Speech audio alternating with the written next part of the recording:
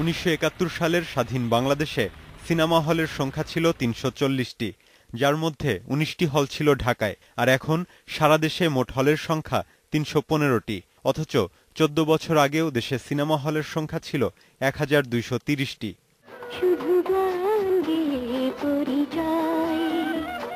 স্বাধীনতার পর অবুঝ মন, আলোর মিছিল, সারেংবউ, বেদের মেয়ে জ্যোৎস্না ছবিগুলোর মতো আরও অনেক চলচ্চিত্র ভালো ব্যবসা করায় সারা দেশে সিনেমা হলের সংখ্যা বাড়তে থাকে দ্রুত, যার প্রেক্ষিতে ১৯৮৩ সালে যশোরে নির্মিত হয় দেশের বৃহত্তম প্রেক্ষাগৃহ মণিহার। ২০০১ সালের পর থেকে কমতে থাকে হলের সংখ্যা। সিনেমা ভালো হচ্ছে না, পাইরেসি এবং চ্যানেলে বিভিন্ন ছবি, একদম ঘরে বসে যদি আমি ৫০টা চ্যানেলে ৫০টা ছবি দেখার সুযোগ পাই, তাহলে আমি কেন সিনেমা হলে ছবি দেখতে যাব? শর্টেজ অফ প্রোডাকশনটা আপনার 100+ ছিল।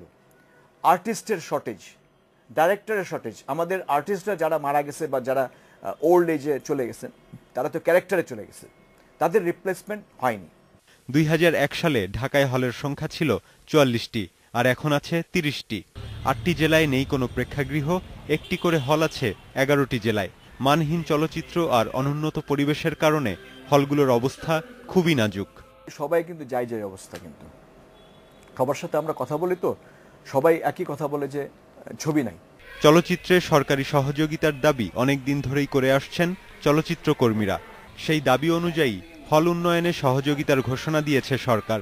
সর্বশেষ যে প্রস্তাব সেটা হচ্ছে একটা সিনেমা হলকে যদি এয়ার কন্ডিশন করা হয় সেখানে ৫০ লক্ষ টাকা অনুদান দেবে।